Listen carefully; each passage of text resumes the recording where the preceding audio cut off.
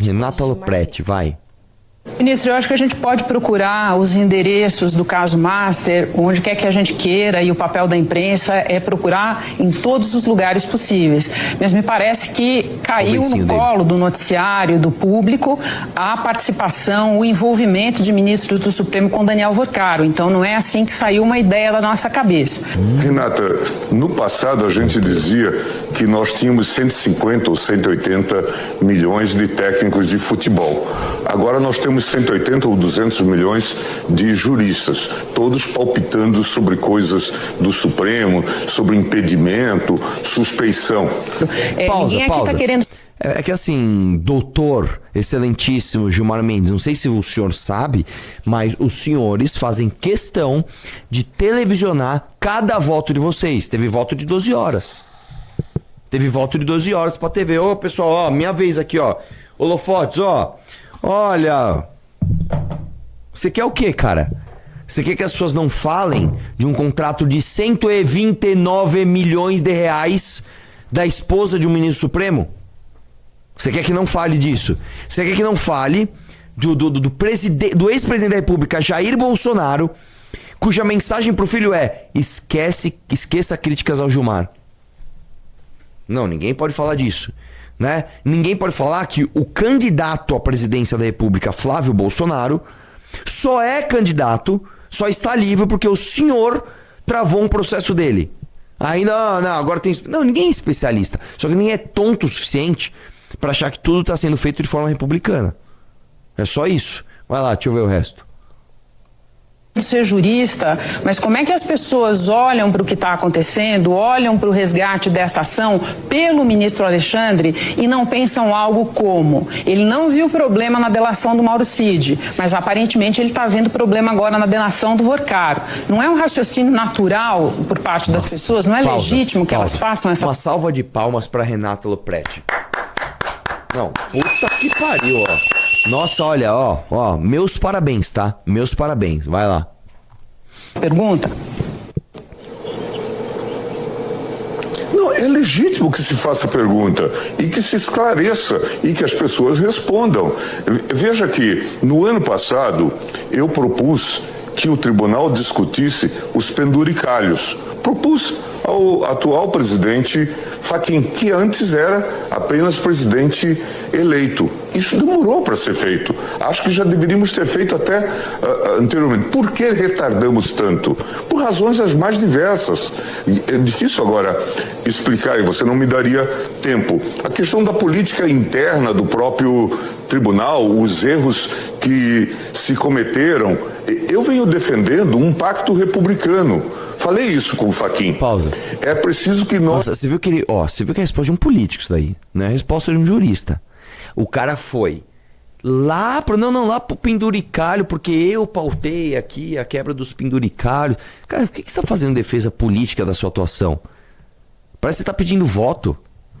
Não, responde a pergunta. A pergunta é, cara, você acha que tá certo o Alexandre de Moraes falar: opa, a delação do Mauro Cid tá tudo certo, agora a delação do Vorcaro não tá? As pessoas não podem criticar isso? Aí você vai lá pro penduricalho. Nossa, vai, continua. Nós nos unamos para fazer um debate sobre várias questões. A questão do orçamento, a questão das CPIs, a melhoria de uma série de elementos da legislação, da nossa relação com o próprio poder legislativo e executivo. O modelo está muito disfuncional. Toda hora que se precisa, vem ao Supremo Tribunal Federal. E depois se diz... Isso leva a um paroxismo, a um paradoxo. E depois se diz: o Supremo está intervindo demais. Ministro, eu acho que a gente pode procurar os endereços do caso Master, onde quer que a gente queira, e o papel da imprensa. Ele tá tomando monjaro. Ele tá tomando monjaro. Não tá? Olha. Uai, mas deixa ele. Não, estou falando, ele tá com cabeçona de manjaro. Vai lá. Tem medo de código de ética, coisa nenhuma. nenhuma, que se diga... Não, que ele possa calar os ministros desse tipo de manifestação. Eu acho que terá que ser adaptado, porque houve um certo entusiasmo juvenil dizendo nós vamos ter um código de ética alemão. E aí eu até me dei a pachorra de comparar o texto do código alemão com a nossa legislação. E tem muitas coincidências. Agora, a tradição alemã de jurisdição constitucional é diferente da tradição brasileira de jurisdição constitucional. Então, se for adotar o Código de Ética para o Supremo Tribunal Federal, a censura que eu fiz ao Código de Ética do Fachin foi ao momento, a escolha do momento, quando se discutiam questões internas do Supremo Tribunal Federal, eu disse, não foi feliz na escolha do momento. Nos Estados Unidos adotou-se justamente isso por um momento ruim. Por causa das denúncias contra Alexandre de Moraes. No momento que surgiu a denúncia contra Alexandre e contra Toffoli e debates disso, aquilo pareceu um aproveitamento para, inclusive, não discutir uma série de questões que nós temos no judiciário. Não era um bom momento, ministro, justamente, porque vamos colocar aqui, o ministro Alexandre Mônica, não é um bom momento, sabe por quê? Por uma razão simples, não se aprova nessas circunstâncias. A gente pode ter as ideias mais interessantes e elaboradas para as finalidades as mais diversas. Agora, se eu quero aprovar, eu preciso de unir o colegiado. Por que não discutir? Só porque eles estavam sendo... Não era justamente aquele o momento de se aprofundar essa discussão? Quando você tem um ministro que tem muitos méritos reconhecidos por uma parte do Brasil, pelo menos, não tinha nenhuma mas que tem uma mulher que fez um contrato... Mas não havia nenhuma proposta a propósito disto. Na verdade, era um tipo de cobertura de fumaça. Pausa. Mas, obviamente, que isso... Vê que o Gilmar Mendes, ele tá num corner ali, porque primeiro ele fala que não é o momento de se aprovar aquilo, porque não seria aprovado. Falo, mas não é justamente o momento de se discutir e aprovar? Não. Aí ele critica o conteúdo. Não, porque o Código de Ética não tratava daquilo, mas tratava. Né? Ele interrompe a jornalista, não deixa nem ela terminar a pergunta, faz um interrupting, né? E ainda por cima muda o mérito do que ele está falando. Vai lá. Isso não ia reunir o colegiado, não ia reunir votos. Eu não tenho medo de código de ética, coisa nenhuma. Próximo. Vamos lá. Ixi, mano, esse acho que pegou fogo, hein? Ó a cara. Seu tempinho, internet. Outro inquérito que também foi acusado de perpetrar muitos abusos, que foi o inquérito do golpismo, o inquérito do 8 de janeiro. Se a gente pega, por exemplo, a delação do coronel Cid, né? Esta delação teve 5 versões, ele ficou 3 meses preso, depois ele foi solto, fez o acordo, depois ele voltou para a prisão. Foi uma delação de idas e vindas, né, que teve bastante polêmica.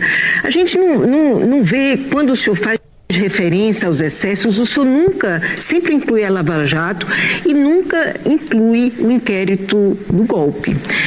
O senhor acha que esta métrica não deveria ser estendida também ao inquérito do golpismo? Bela pergunta. Na Lava Jato eu participei do julgamento. Como estou participando agora deste caso da Compliance Zero. O outro caso ocorreu na primeira turma. Pausa. E eu sou... Nossa, cara, assim... Foi o pior início de resposta pra ele. Porque o Gilmar Mendes dá opinião sobre tudo. Tudo. Aí ele começa a dizer, não, eu não participei desse julgamento. Eu era da primeira turma, eu sou da... E daí? Você é da instituição STF. E a pergunta é sobre o duplo padrão pra você julgar o golpe e pra você julgar o outro golpe, que é do Vorcaro, com eventualmente envolvimento do ministro Supremo. Não, esse aí eu não participei. Aí vamos ver onde ele vai agora. Vai lá. Acompanhei pelas suas críticas ou suas análises pelos jornais. Então, a rigor, e vi e louvo novo as reclamações que foram colocadas sobre essa temática, num tema que, como você sabe, divide muito o país, porque aqui havia muitas divisões. E eu conheço um pouco da história e do processo. Não tenho a visão de que aqui tenha havido abusos na investigação. Ministro, trazer um outro inquérito que também foi acusado de perpetrar muitos abusos, que foi o inquérito do golpismo, o inquérito do 8 de janeiro. Cara, que absurdo, cara. Que absurdo, né, cara? Como é que pode, né? Assim... eu vou falar uma coisa pra você. O Gilmar Mendes, ele é um dos ministros mais inteligentes do Supremo, tá? Ele realmente é um gênio. Todo mundo do mundo acadêmico sabe que o Gilmar Mendes é incrível. Eu acho que ele tá ficando mais velho. Eu acho que ele tá perdendo as habilidades, cara.